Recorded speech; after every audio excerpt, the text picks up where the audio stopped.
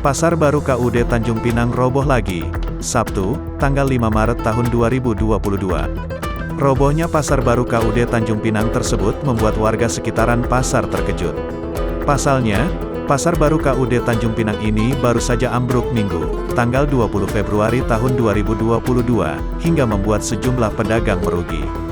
Ambruknya lantai di dalam pasar yang sebelumnya terjadi membuat sejumlah pedagang terhambat berjualan.